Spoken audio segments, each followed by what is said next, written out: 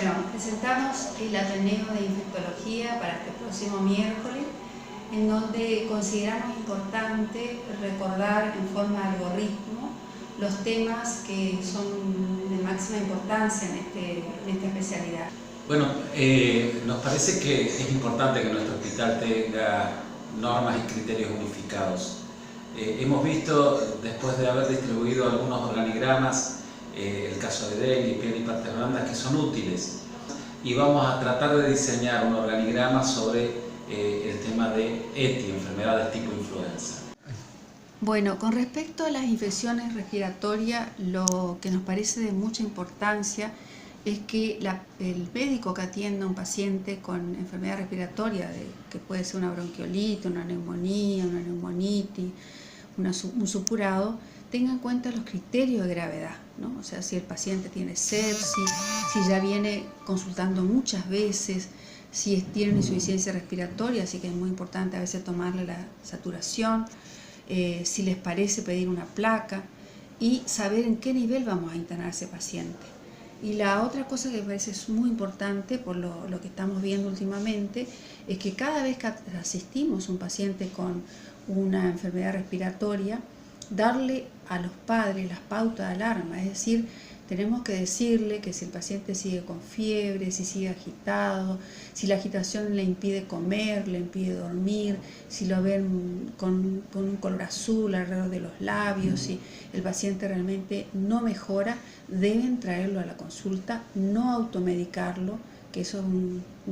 criterio muy importante para evitar que después de una cuarta, quinta visita recién se llegue al diagnóstico. Esto también es importante, son los factores de riesgo para aparecer una infección respiratoria. O sea, nosotros cuando hacemos el interrogatorio, si el paciente no tiene vacunas, vive en hacinamiento, tiene una madre que no tiene un coeficiente intelectual como para darse cuenta de la gravedad, asiste a guardería,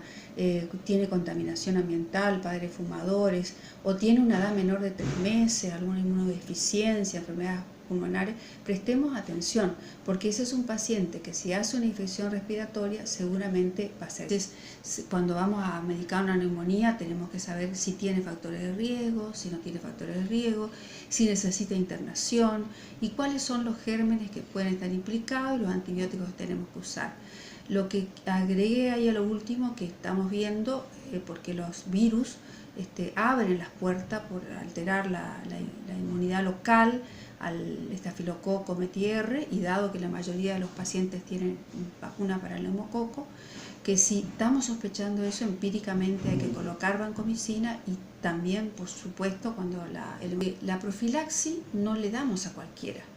La profilaxis no le damos a cualquiera porque puede empezar a haber resistencia a los oseltamivir y realmente nos vamos a quedar sin un medicamento que realmente no es muy útil. Entonces sí está bien, ahí está claro a quién realizar quimioprofilaxis, que son casi siempre los factores de riesgo o los parientes que viven con factores de riesgo. Bueno, y los usos antivirales en la población pediátrica, sabemos que lo ideal es hacerlo siempre dentro de las 48 horas, aunque también se puede hacer dentro de los 7 días, por una cuestión de evitar que el virus se agregue a la célula epitelial.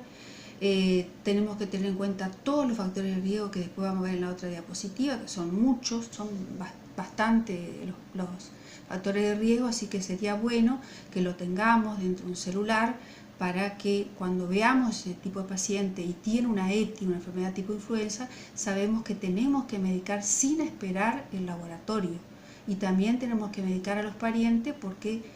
vacunarlos en primer lugar y medicar también a los parientes, porque en estos pacientes, ¿por qué decimos riesgo? Porque tienen riesgo de enfermedad grave. Así que no está mal que también tengamos en nuestros celulares esta tabla con la dosis que nos va a ayudar rápidamente a hacer una medicación acorde. Que cuando se nos presenta un paciente que a lo mejor no lo vemos grave, pero que tiene un contexto de riesgo, a ese paciente hay que tener un poquito más de paciencia, darle los factores de riesgo y saber que al otro día no lo podemos encontrar igual. Porque cuando internamos un paciente respiratorio, que puede ser una bronquiolitis, una neumonía, una neumonitis, un síndrome coqueluchoide, lo primero que tenemos que hacer es pedirle un aspirado nasofaringeo para clasificarlo, porque tenemos que hacer aislamiento de cohorte. ¿Qué significa eso? Poner los mismos virus en la misma pieza,